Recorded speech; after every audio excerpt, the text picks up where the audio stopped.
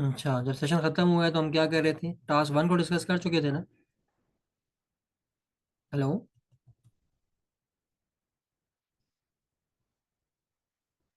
जी sir.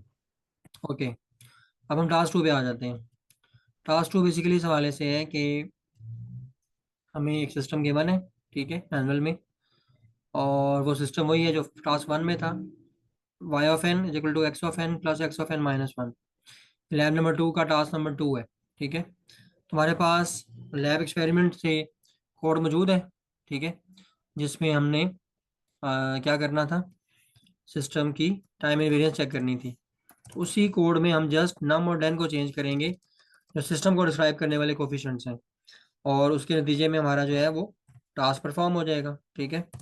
Initial conditions का size reduce कर दिया है क्योंकि अब नम और डेन का साइज जो है वो कम है। अब इस कोड को रन करेंगे आप। मेक श्योर कि इस दौरान कोई और कोड जो है वो अनकमेंट ना हुआ हो, ताकि वो दोनों कोड्स आपस में क्लैश में ना आ जाएं।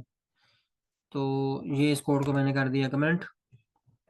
और मैं एक बार चेक कर लेता हूँ कि पूरी फाइल में कोई और कोड जो है वो अनकमेंटेड तो नहीं मौजूद। उसके बाद फिर हम टास्क टू वाला कोड जो है उसको रन कर लेंगे।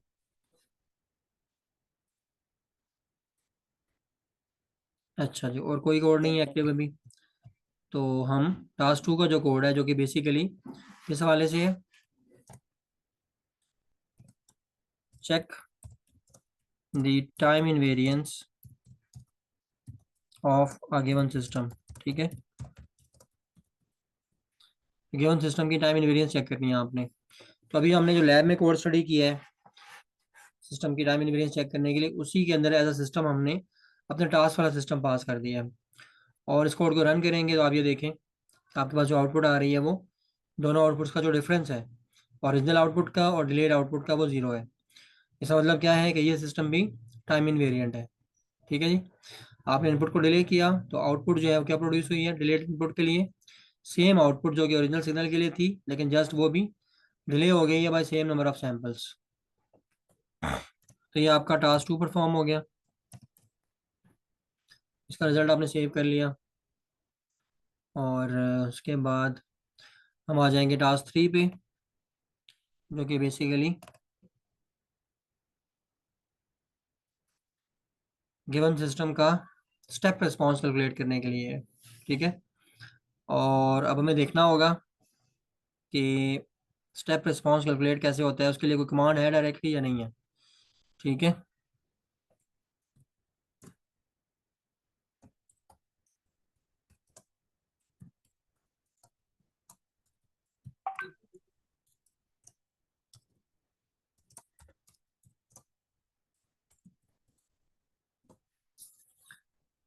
तो जी मैटलैब की कमांड है, स्टेप रिस्पॉन्स वो कंप्यूट करती है।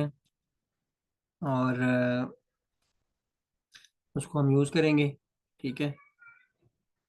तो कमांड का है जी कीवर्ड स्टेप। और कोड हमारे पास मौजूद है लैब से, ठीक है। उसी कोड को हम यूज़ करने जा रहे हैं। और लेकिन सिस्टम चेंज करना पड़ेगा। सिस्टम क्या है हमारे पास? टास्क थ्री में एक बहुत ही लंबा चौड़ा सिस्टम दिया हुआ है। नहीं, टास्क बेसिकली सिस्टम सेम है, टास्क चेंज हुआ है। लैब में हमने इम्पल्स रिस्पांस प्लॉट किया है, अभी हमें स्टेप रिस्पांस प्लॉट करना है। बाकी सिस्टम वही है जो लैब के अंदर हमने यूज़ किया है एक्सपेरिमेंट में। तो हमने जस्ट इम्पल्स रिस्पांस वाली कमांड को चेंज कर दिया है स्टेप रिस्पांस से। और टाइटल में भी इम्पल्स रिस्पांस की बजाय क्या लिख देंगे? Step response. इस कोड को रन करने की कोशिश करते हैं और देखते हैं कि ये कमांड इस तरह रन होती है या नहीं। तो जी ये कमांड बिल्कुल रन हो रही है। और इसने गिवन सिस्टम का स्टेप रिस्पांस हमें कंप्यूट करके दे दिया। स्टेप रिस्पांस से क्या मुराद है? Output of the system. जब आपने सिस्टम की इनपुट जो है यूनिट स्टेप सीक्वेंस को बनाया था, यूनिट स्टेप सीक्वेंस क्या होता है? जो जीरो और जीरो से ग्रेटर जो वैल्यूज होती हैं टाइम की, उनके लिए वन होता है। और टाइम की जीरो से लेस जो वैल्यूज हैं उनके लिए क्या होता है जी? जीरो होता है।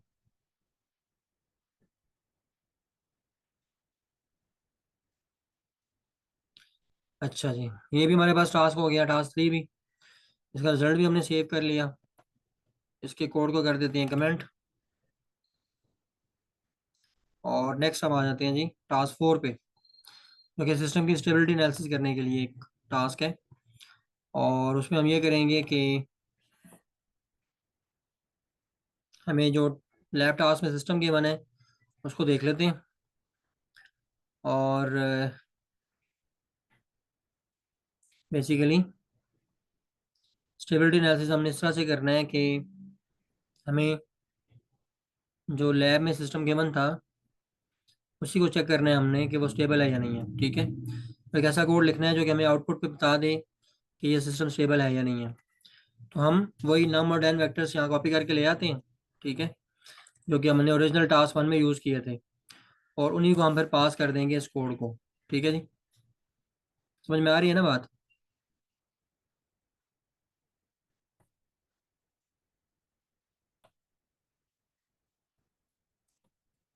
हेलो।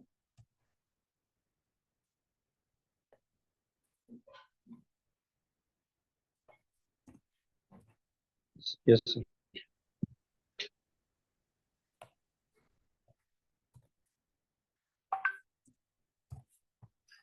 ये हमारे पास न्यूमरेटर और डिनोमिनेटर कोफिशिएंट्स आ गए गिवन सिस्टम के, और हम इसमें रूट्स की कमांड लगा रहे हैं, p is equal to roots of a।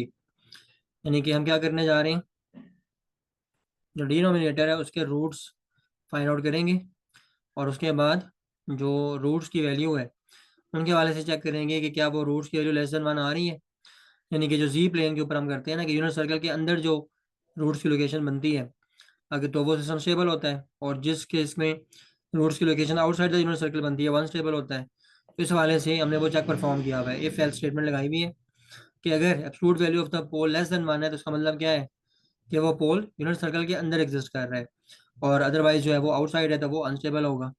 इस कोड को रन करें तो आपको इस फॉर्म में आउटपुट मिलेगी। यहाँ देखें, कमांड विंडो में देखें, द सिस्टम इज स्टेबल, ये आउटपुट आई है। तो इस कोड के थ्रू आप किसी भी गिवन सिस्टम के लिए जो डिनोमिनेटर होगा, जो कि दरअसल आपको सिस्टम के पोल्स के बारे में बता रहा होता है, वहां से डिनोमिनेटर के रूट्स फाइंड करेंगे रूट की कमांड से, और पोल्स जब फाइंड हो जाए तो उसके ऊपर यूनिट सर्कल वाला चेक लगा देंगे। ठीक है जी।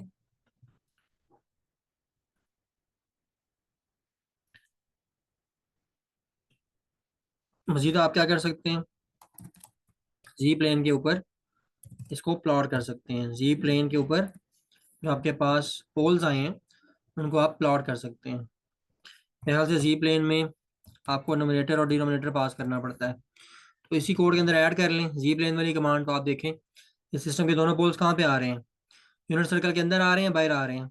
आपको फिगर नजर आ रही है ग्राफ वाली? हेलो। No sir. ओके, वो ग्राफ वाली विंडो में शो करता हूँ, आपके साथ शेयर करता हूँ, तो फिर आप देख के बताएं कि मैंने उसी कोड में जो पहले आपको मैटलैब में दिखाया है स्क्रीन शेयर करके, उसी कोड में मैंने जी प्लेन की बस एक कमांड ऐड की है, जो कि गिवन सिस्टम के लिए नम और डेन वेक्टर्स ले लेती है कमांड, और हमें उसका जी प्लेन का जो ग्राफ है वो प्लॉट करके दिखाती है। तो क्रॉस जो बने हुए हैं ना, ये पोल्स की लोकेशन है। तो ये poles inside the unit circle है या आउटसाइड द यूनिट सर्कल है? Inside the unit circle. Okay, तो फिर सिस्टम क्या हुआ, सिस्टम स्टेबल हुआ। जी ट्रांसफॉर्म के अकॉर्डिंगली जब आपके पास सिस्टम के poles inside the unit circle होते हैं तो वो सिस्टम स्टेबल होता है। और इस कोड को हमने इस तरह से डिजाइन किया है कि इससे ग्राफ भी जनरेट हो रहा है, और साथ साथ क्या हो रहा है कि ये कमांड विंडो में रिजल्ट भी प्रोड्यूस हो रहा है कि सिस्टम स्टेबल है या अनस्टेबल है। तो इस कोड को आप यूज़ करेंगे, और ये ग्राफ हम अपने पास सेव कर लेते हैं कि इसका ताल्लुक इस टास्क से था। तो ये बेसिकली टास्क 4 है,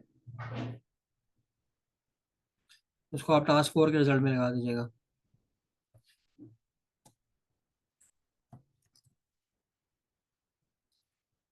इसके साथ ही टास्क 4 कंप्लीट हो गया। अब हम आ जाएंगे टास्क 5 पे। उसके लिए मैट लेवल स्क्रीन आपके साथ शेयर करनी पड़ेगी, और मैट लेवल स्क्रीन किधर है जी? ये मैट लेवल स्क्रीन आ गई, विजिबल होगी ये मैट लैब स्क्रीन आपको?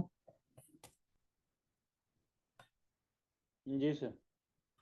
ओके जी, नहीं सर अभी। आ जाती है।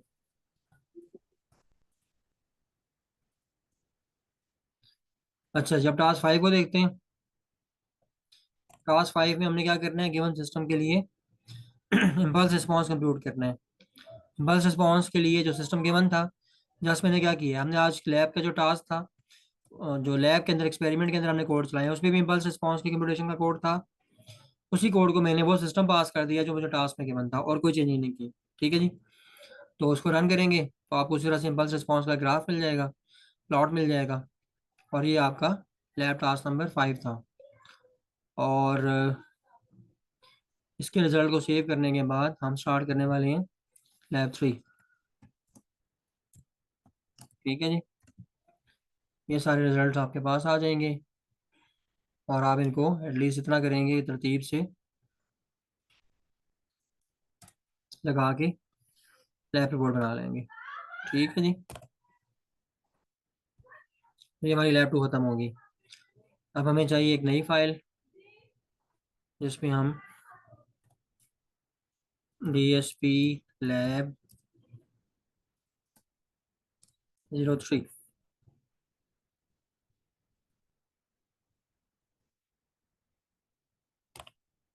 लैब 3 का एक सेपरेट फोल्डर भी बना लेते हैं।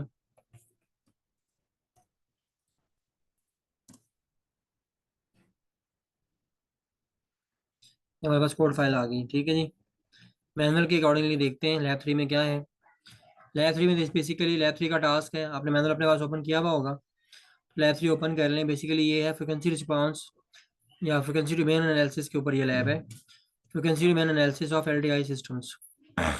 और इसमें लैब के प्रोसीजर में जो फर्स्ट जो टास्क बताया हुआ है, बहुत सारे सिस्टम्स दिए हुए हैं डिफरेंस इक्वेशन के मुताबिक, और आपने जस्ट क्या करना है उनके लिए फ्रिक्वेंसी रिस्पांस यानी कि फोरियर ट्रांसफॉर्म का जो प्लॉट है और जो जी डोमेन का प्लॉट है वो दोनों जनरेट करने हैं।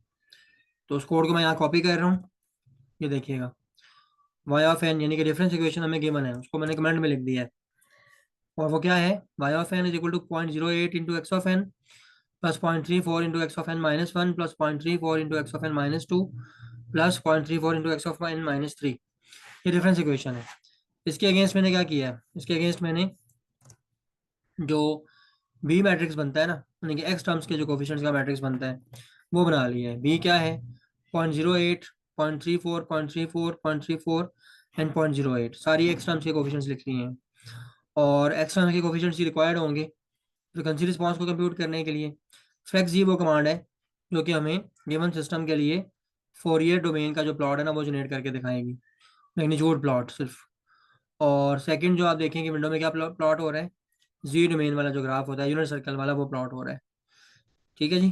तो ये हमारा इसमें प्राइमरी टास्क है कि हम इस केस में क्या कर रहे हैं,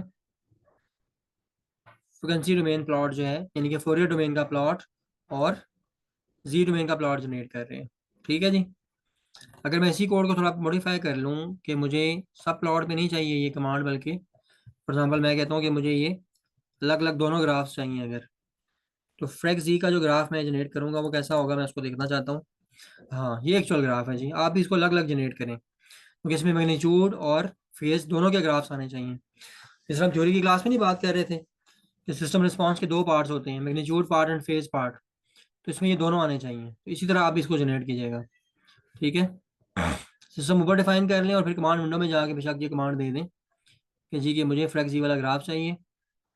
तो ये बेसिकली फोरियर वाला ग्राफ है, इसको मैंने फोरियर के नाम से सेव कर लिया। और दूसरा जो होगा जी डोमेन वाला प्लॉट, उसको मैं जी कमांड जो है ना, जी वाली जी प्लेन की कमांड अलग से दे के ना, ये जो पार्ट है इसमें जी प्लेन वाला वो अलग से मैं अगर कमांड विंडो में भी डालूंगा ना, इसी सिस्टम को ये पिक कर लेगा वहां से वर्क स्पेस से, और इसके लिए मुझे ग्राफ जनरेट करके दे देगा। तो ये आप सेव करेंगे अपने पास किसके तौर पे,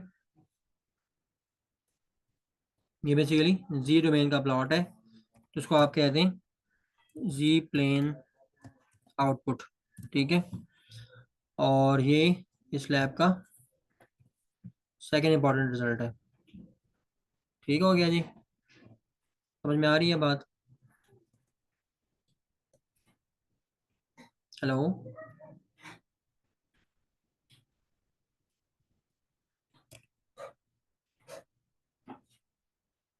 हेलो।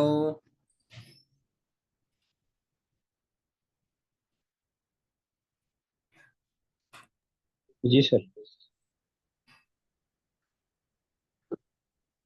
अच्छा,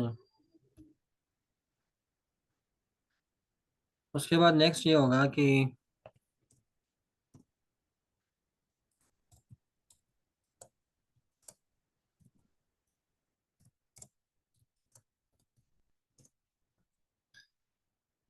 नेक्स्ट नेक्स्ट अब हम ये करने वाले हैं कि लैब मैनुअल को देखेंगे। लैब मैनुअल में ना यही काम जो है ना तकरीबन कम से कम कोई 5 सिस्टम्स के लिए करने को कहा है। ठीक है, तो मैं अब सब सिस्टम्स के लिए नहीं कर रहा, बाकी सिस्टम्स के लिए आप खुद करेंगे। और लैब रिपोर्ट में मुझे 5 सिस्टम्स के रिजल्ट नजर आने चाहिए। ठीक है जी, क्या ख्याल है, कर लेंगे या भी करें?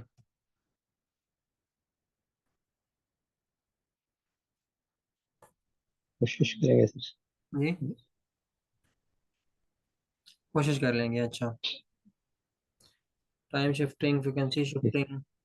अच्छा,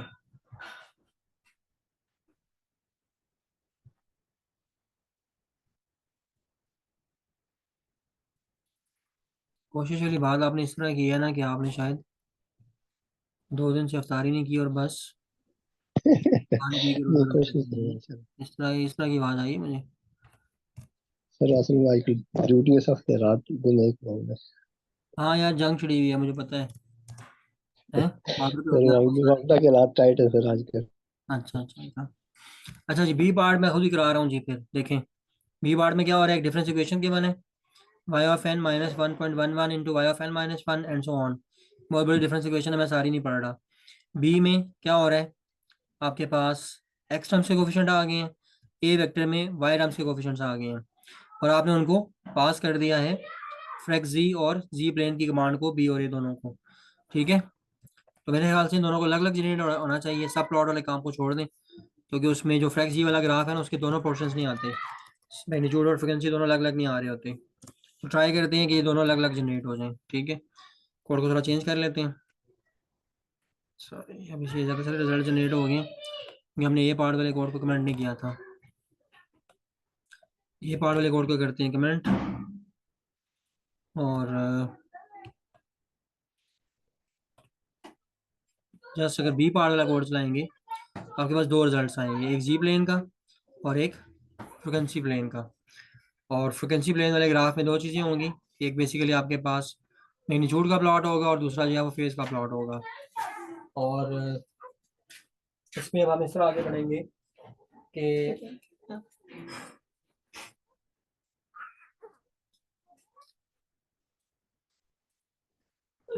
इस रिजल्ट को सेव कर लेते हैं, बी पार्ट वाले रिजल्ट को। ठीक है जी, और ये बेसिकली किस चीज़ का रिजल्ट है, बी पार्ट का। ठीक है, बी पार्ट के लिए मतलब ये रिजल्ट नंबर 3 है, but it is Fourier result for B part of the task 1। ठीक है, इसको मैंने साथ में बी लिख दिया है। और उसके बाद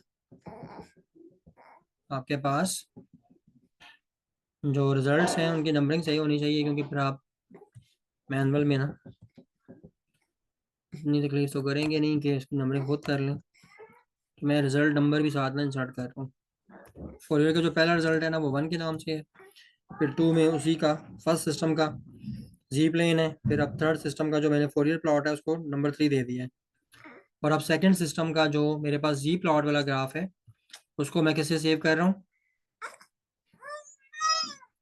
उसको मैं बेसिकली सेव करूँगा किस चीज़ से, मेरा रिजल्ट नंबर 4 होगा।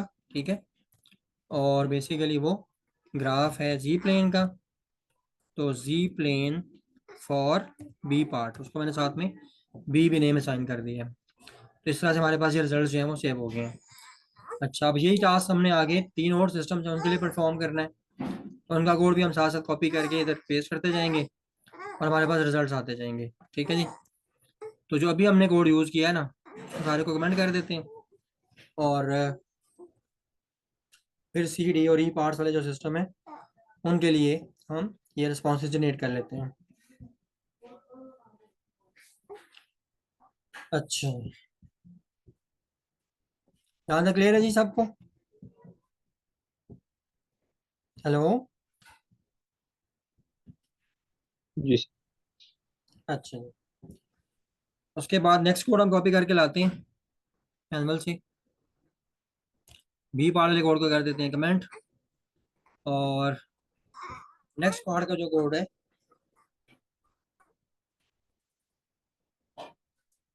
सी पार्ट के लिए।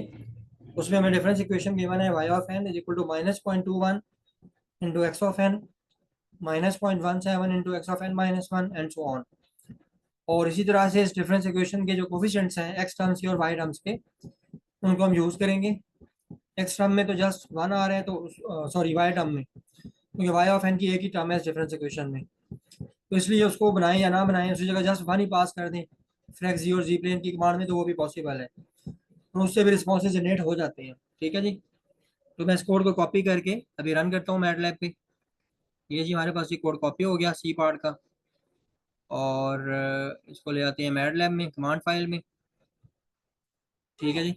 आप लोगों को अभी कौन सी विंडो अवेलेबल है आपके पास जो विजिबल हो रही है, मैटलैब वाली है या मैनुअल वाली है? मैट मैट लैब वाली मैटलैब नहीं, सी ऐसी है पार्ट का कोड जिसमें कोड इंटरफेस लिखा ये हुआ है, है। कोड नजर लिखा आ हुआ है रहा है जिसमें, जी? कोड नजर आ रहा है। कोड नजर आ रहा है, ठीक है जी, ये वो सेम कोड है, बस सिस्टम चेंज हुआ है। और इसमें भी मैं आपको यही कहूंगा कि दोबारा जो है ना, ये सब प्लॉट वाली कमांड से जान छुड़ा लें। बस इसके ऊपर फिगर लिखें, और फिगर के बाद फ्लेक्स जी वाली कमांड आ जाएगी, उसको आपने बी एंड वन पास किया हुआ है। उसके बाद दोबारा फिगर की कमांड आएगी और जी प्लेन वाली कमांड आ जाएगी, जो आपको जी डोमेन का रिस्पॉन्स बताएगी। इस कोड को रन करेंगे तो दो ग्राफ प्रोड्यूस होंगे, एक जी प्लेन के लिए और एक फोरियर प्लेन के लिए, और दोनों को आप सेव कर लेंगे और साथ में मेंशन कर लेंगे कि ये सी पार्ट का रिजल्ट है। ठीक है जी। पांचवा रिजल्ट जो हम सेव करने जा रहे हैं, ये किस चीज़ का रिजल्ट है? दरअसल ये फोरियर डोमेन का रिजल्ट है फॉर सी पार्ट। ठीक है जी। और फोरियर डोमेन का रिजल्ट फॉर सी पार्ट, तो उसका मैं नाम रख रहा हूँ 5 फोरियर और सी पार्ट। ठीक है जी। ये सी पार्ट का सिस्टम का रिजल्ट है, ये सेव कर लिया। उसके बाद आ जाते हैं जी वाले रिजल्ट को सेव करते हैं, उसमें इसके पोल्स और जीरोस दिखाए हुए हैं। ठीक है। बल्कि सिर्फ सेव करने के बजाय ना, मैं आपको एक रिजल्ट दिखा भी देता हूँ स्क्रीन पे कि ये किस किस्म की आउटपुट्स आ रही हैं। ठीक है ना, ताकि आपको आइडिया भी हो जाए थोड़ा सा। ये जी बेसिकली जी प्लेन का रिजल्ट है, और ये सिस्टम सी के लिए है। ठीक है जी। ये सेव हो गया। अब स्क्रीन शेयरिंग चेंज करते हैं, मैटलैब की बजाय आपको ग्राफ दिखाते हैं। और जनाब अली, ग्राफ है किधर है? ग्राफ मैंने कर दिए बंद शायद। एक सेकंड रुकिएगा, ग्राफ दोबारा जनरेट करते हैं और फिर शेयर करके आपको दिखाते हैं ये चीज़। ये दोनों ग्राफ जनरेट हो गए हैं, और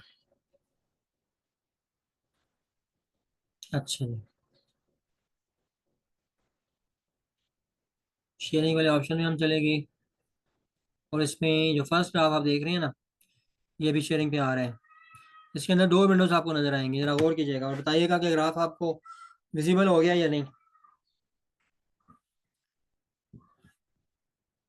जी सर, हेलो। नजर आ रहा है, एक ऊपर है इस एक ग्राफ नीचे के आ दो रहा है। पार्ट्स हैं, फर्स्ट वाला मैग्नीट्यूड पार्ट है फोरियर ट्रांसफॉर्म का, और सेकंड वाला जो है फेज पार्ट है। ठीक है। तो फोरियर ट्रांसफॉर्म की जी आउटपुट इस तरह दो पार्ट्स में आती है, magnitude part and phase part. इसको आप सेव कर लेंगे। ठीक है। इसको मैंने कर दिया क्लोज, और अब आपको जी डोमेन वाला प्लॉट दिखाने जा रहा हूँ, जो कि किस टाइप का होता है। वो इस टाइप का होता है कि उसमें एक यूनिट सर्कल बना हुआ होता है जी, और सर्कल्स की मदद से जो सिस्टम के जीरोज हैं उनकी लोकेशन दिखाई जाती है, और क्रॉस की मदद से छोटा सा क्रॉस का सिंबल बना हुआ होता है, जो कि इस केस में बिल्कुल ओरिजिन पे बना हुआ है। तो ये बेसिकली क्रॉस क्या चीज़ है, ये सिस्टम के पोल्स की लोकेशन है। ठीक है। सिस्टम का पोल होता है जहाँ पर क्रॉस दिखाते हैं आप, और इस केस में आप जरा गौर अगर करें तो क्रॉस के साथ 4 लिखा हुआ है छोटा सा। इस 4 का क्या मतलब है? ये जो सिस्टम की हम बात कर रहे हैं, इसके 4 पोल्स हैं और सारे के सारे ओरिजिन पे ही एग्जिस्ट कर रहे हैं। ठीक है जी। तो इस किस्म के दो दो ग्राफ जो है ना हमारे सिस्टम के लिए जनरेट कर रहे हैं, और टोटल हमें 5 सिस्टम्स गिवन है। ठीक है। तो वापस आ जाते हैं जी, मैटलैब की शेयरिंग करते हैं, ताकि आपको मेन कोड जो है वो विजिबल हो जाए, जिसको हम रन करके सिस्टम के रिस्पॉन्सेज जनरेट कर रहे हैं। सी पार्ट के लिए हमारा टास्क हो गया कंप्लीट, और अब हम आ जाते हैं डी पार्ट पे। ठीक है जी।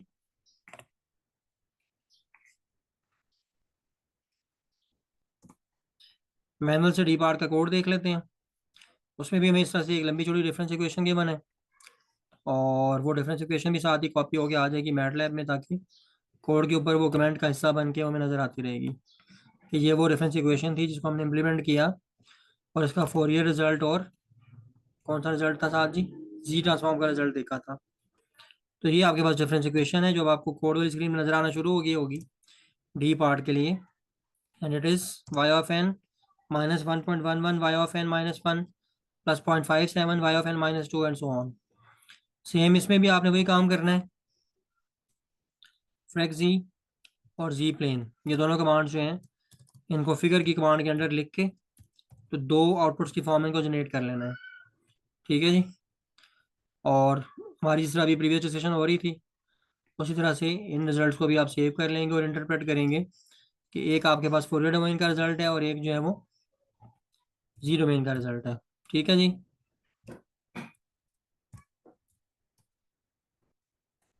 फोरियर फॉर सिस्टम डी, ये आपके पास सेव हो गया। और नेक्स्ट क्या है, जी प्लेन रिजल्ट, जिसमें के सारे पोल्स ऑलमोस्ट जो है ना जी इनसाइड द यूनिट सर्कल है, तो इसका मतलब है कि यहाँ से आप स्टेबिलिटी पे भी कमेंट कर सकते हैं सिस्टम की, ठीक है। तो ये क्या है जी प्लेन का रिजल्ट है फॉर सिस्टम डी, ठीक है जी, फॉर सिस्टम डी। और ये आपके पास सेव हो गया जी 8वां रिजल्ट इस लैब का। इसी तरह से जी कॉपी पेस्ट का अमल चलता रहेगा और हम आगे बढ़ते रहेंगे, क्योंकि हमारे लिए तरक्की का मतलब क्या है, कॉपी पेस्ट। क्यों जी, इस तरह ही है। जी अच्छा, सिस्टम ई जो है उसके लिए मैं अब करने लगा हूँ रिस्पॉन्स जनरेट, और मैटलैब में इसका आपको कोड अब कॉपी हुआ नजर आ गया होगा। वाई ऑफ एन ऊपर डिफरेंस इक्वेशन लिखी हुई है जिसके लिए हमने रिस्पॉन्स जनरेट करने हैं, और बाकी आगे कोफिशिएंट्स का मैट्रिक्स बनाया हुआ है, और उसी तरह से फ्रेक जी और बेसिकली जी प्लेन की कमांड है, ठीक है जी। तो फिगर का कीवर्ड ऊपर लिख दीजिएगा ताकि वो एक सेपरेट रिजल्ट के तौर पे जनरेट हो जाए। और ये जी आपके पास रिजल्ट आ गया। अच्छा जी, लास्ट 10 मिनट शुरू हो गए हैं इस जूम सेशन के भी, ठीक है। तो मैं फिर यही करूँगा कि तीसरा सेशन जनरेट करके ना उसका लिंक थोड़ी देर में शेयर कर दूंगा जब ये ख़त्म होता है।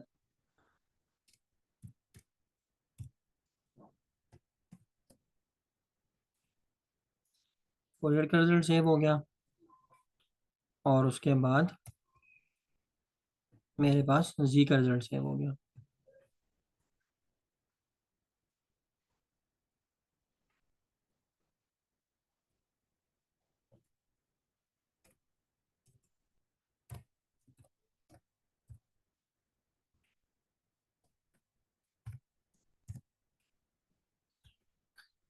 अच्छा, नमाज ब्रेक, अच्छा जी ज़रूर होगी जी इंशाल्लाह नमाज की ब्रेक। और बस ये जो 10 मिनट है ना, ये जो सेशन चल रहा है इसको कंक्लूड करके तो नमाज की ब्रेक लेते हैं 20 मिनट की, और फिर नेक्स्ट लिंक शेयर हो जाएगा इंशाल्लाह, ठीक है जी। अच्छा, ये तो हमारे पास ना ये टास्क 1 हो गया ना, लैब के अंदर जो एक्सपेरिमेंट का जो पार्ट था फर्स्ट पार्ट हमने कर लिया है। अब हम आ जाते हैं सेकंड पार्ट की तरफ, उसको दिखाने के लिए आपको मैनुअल शेयर करना पड़ेगा। मैनुअल शेयर हो गया, और इसमें हम डिस्क्रीट टाइम फोरियर ट्रांसफॉर्म, ये एक फोरियर ट्रांसफॉर्म की एक वेरिएशन है, इसको बोलते हैं जी DTFT। Properties of DTFT heading नजर आ रही है आपको स्क्रीन पे, प्रॉपर्टीज ऑफ DTFT। जी सर। तो DTFT के हवाले से हमने चेक करना है कि वो लीनियर होता है या नहीं होता। तो एक सिस्टम की लिनियरिटी चेक करने के लिए हमारे पास कोड मौजूद है लैब 2 से, तो बिल्कुल उसी सिस्टम का कोड हम यूज़ करेंगे, लेकिन यहाँ पर हम फिल्टर की कमांड यूज़ करने के बजाय FFT यानी कि फास्ट फोरियर ट्रांसफॉर्म, जो कि DTFT का ही एक ऑप्टिमाइज्ड वर्जन है, उसको यूज़ करेंगे, ठीक है। तो अच्छा जी, ठीक है, सही हो गया। अच्छा, अब ऐसा है कि आप लोगों में से जो लोग फ़ौरन नमाज की ब्रेक करना चाह रहे हैं ना, क्योंकि सेशन 5 मिनट और चलता रहेगा, वो बेशक सेशन लीव कर दें, कोई इशू नहीं है, बात रिकॉर्डिंग तो हो रही है वो देख लीजिएगा। तो वैसे मैं जो नमाज की ब्रेक दे रहा हूँ वो 5-6 मिनट के बाद होगी, ठीक है, कोई इशू नहीं है। जिसने फ़ौरन जाना है नमाज के लिए वो बेशक चला जाए। ठीक है जी दोस्तों। तो ये लिनियरिटी वाला कोड जो है DTFT का, इसको मैंने कॉपी कर लिया मैटलैब में, और ऊपर साथ मेंशन भी कर देता हूँ कि ये जी मेरे पास लिनियरिटी ऑफ FFT का कोड है। ठीक है ना, लिनियरिटी ऑफ FFT। ठीक है जी। कोड को डिस्कस कर लेते हैं क्या हो रहा है कोड में। उसी तरह से क्लोज ऑल क्लियर ऑल से शुरू हो रहा है। एन एक टाइम वेक्टर है जो -2 पाई से शुरू होगा और 2 पाई तक जाएगा। साइज ऑफ एन को हमने कैप्चर कर लिया। x1 x2 दो इनपुट्स डिफाइन की साइन फंक्शंस। और y1 क्या है, 10 × x1, y2 है 5 × x2। y1 क्या है, फोरियर ट्रांसफॉर्म ऑफ y1। और कैपिटल Y2 क्या है, Fourier transform of y2 input. सब प्लॉट की कमांड लगा के y1 प्लस y2 को प्लॉट कर रहे हैं। और x1 क्या चीज़ है, FFT of small x1। Capital x2 क्या चीज़ है, FFT of small x2। x1 और कैपिटल x2 जनरेट करेंगे 10 टाइम्स x1 और 5 टाइम्स x2 करके। उसके बाद x1 और x2 को प्लॉट करेंगे। और एक जो है कंप्यूटेड आउटपुट है फोरियर ट्रांसफॉर्म की लिनियरिटी के लिए, और दूसरी जो है वो हमने खुद से जनरेट की है। दोनों का डिफरेंस देखेंगे और होपफुली वो डिफरेंस जीरो आएगा। ठीक है, नहीं आता जीरो तो उसके ऊपर राउंड की कमांड लगा लें। ठीक है, अगर वो बिल्कुल मिनिमल वैल्यूज हैं अगर, और आप उनको फोर्स करके जीरो अगर करना चाह रहे हैं तो उसके बाद आप इस कोड को रन कर लेंगे तो आपके पास इस किस्म का रिजल्ट आएगा। ठीक है, दोनों डिफरेंट किस्म के फोरियर ट्रांसफॉर्म्स जनरेट हुए हैं। एक इस सूरत में कि आपने इनपुट बनाया है AX1 + BX2 को, और दूसरी सूरत में आपने सिंपल x1 को इनपुट दिया फोरियर को, फिर x2 को फोरियर को इनपुट दिया, जो आउटपुट्स आई हैं उनको पुट कर लिया इस इक्वेशन में, a into F Fourier of x1 + b into Fourier of x2। तो फोरियर जो है वो लीनियर है, इसी वजह से दोनों तरीकों से कंप्यूट करने से उसका रिजल्ट जो है वो सेम आ रहा है। ठीक है जी, ये फोरियर ट्रांसफॉर्म की लिनियरिटी चेक होगी। अब उसके बाद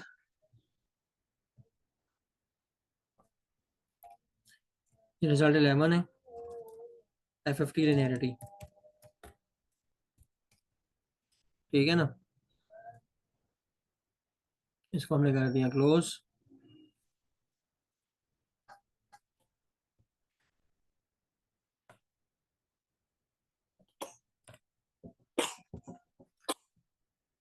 उसके बाद इस कोड को कमेंट कर दिया।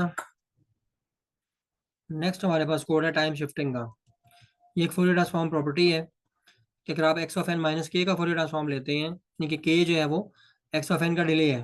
ठीक है, और k जो आपके पास डिले है वो कहाँ पर अपेयर होगा, वो फोरियर ट्रांसफॉर्म में दरअसल फेज शिफ्ट बन के अपेयर होगा। ठीक है, एक्स ई जे ओमेगा के साथ एक कम्प्लेक्स एक्सपोनेंशियल वाली टर्म मल्टीप्लाई हो जाएगी जिसकी पावर में वही डिले अपेयर होगा जो कि आपके पास एक्स ऑफ एन का डिले था। इस प्रॉपर्टी को टाइम शिफ्टिंग प्रॉपर्टी कहते हैं फोरियर ट्रांसफॉर्म की। और ये भी हमने फोरियर ट्रांसफॉर्म पढ़ना शुरू किया है तो वहाँ पर पढ़ेंगे, लेकिन अब लैब्स भी किसी तरतीब के बगैर चल रही हैं और थ्योरी का कोर्स भी हमने चैप्टर 1 पे काफ़ी टाइम लगा दिया। ये थोड़ा सा मिस मैच है, लेकिन जब हम डिस्कस करेंगे थ्योरी की क्लास में तो साथ इस लैब वाले पोर्शन को थोड़ा दोबारा भी देख लेंगे ताकि आपको एक एग्जैक्ट आइडिया मिल जाए। तो बेसिकली ये टाइम शिफ्टिंग प्रॉपर्टी है फोरियर ट्रांसफॉर्म की, टाइम शिफ्टिंग ऑफ FFT। इसके लिए हमें कोड गिवन है और उसको हम चेक करेंगे।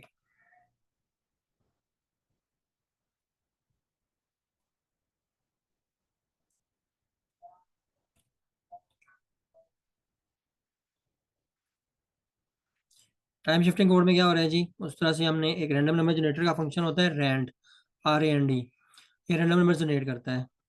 तो इस केस में हमारे पास जो है वो 1, अच्छा इसकी हेल्प से हम ये देख लेते हैं कि इसकी जो दोनों इनपुट्स हैं 1 और 11 वो किस चीज़ को शो कर रही हैं। तो हेल्प में हमें पता चला जी कि इसकी जो दो इनपुट्स होती हैं, अगर आप इसको दो इनपुट्स देते हैं रैंडम फंक्शन को, तो दरअसल वो क्या बता रहे होते हैं आप कि आपको 1 रो और 5 कॉलम्स की फॉर्म में आउटपुट चाहिए। तो इस केस में हमने जो लिखा है रैंड 1 11, तो इसका मतलब है कि 1 रो और 11 कॉलम्स वाला आपको रैंडम नंबर का एक मैट्रिक्स चाहिए। फिर आपने एन डिफाइन किया, के डिफाइन किया, ओमेगा डिफाइन कर लिया। और कैपिटल एक्स डिफाइन किया फोरियर ट्रांसफॉर्म की डेफिनेशन के मुताबिक। उसके बाद एक्स स्मॉल एक्स को वाई में डाल दिया, एम डिफाइन किया n+2। और उसके बाद आपने स्मॉल वाई जो है उसका इक्वेशन के मुताबिक फोरियर ट्रांसफॉर्म कैलकुलेट कर लिया जो कि कैपिटल वाई है। उसके बाद आपने वाई अंडरस्कोर चेक के नाम से एक वेरिएबल बनाया जिसमें आप क्या कर रहे हैं, e raise to power j into 20 into डब्ल्यू इंटू कैपिटल एक्स, ये चीज़ कैलकुलेट हो रही है। और उसके बाद आपने कैलकुलेट किया कि वाई और वाई अंडरस्कोर चेक का क्या डिफरेंस है। अगर ये दोनों सेम होंगे तो इसका मतलब क्या है कि आपकी जो प्रॉपर्टी है टाइम शिफ्टिंग की वो ऑब्जर्व हो रही है। तो इसको आपने जनरेट कर लिया और लाइन नंबर 75 में एरर है जी।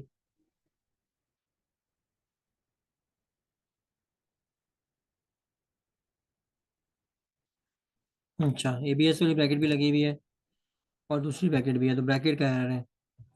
जनरेट किया आपने इसको तो क्या हो रहा है, आप देखें कि दोनों जो रिजल्ट्स हैं वो एक्यूरेटली सेम आ रहे हैं। ठीक है जी।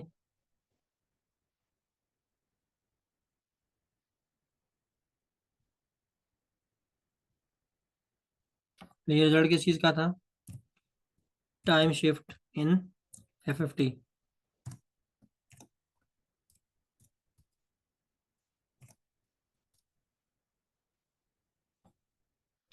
ठीक है जी, अब सेशन क्लोज हो रहा है।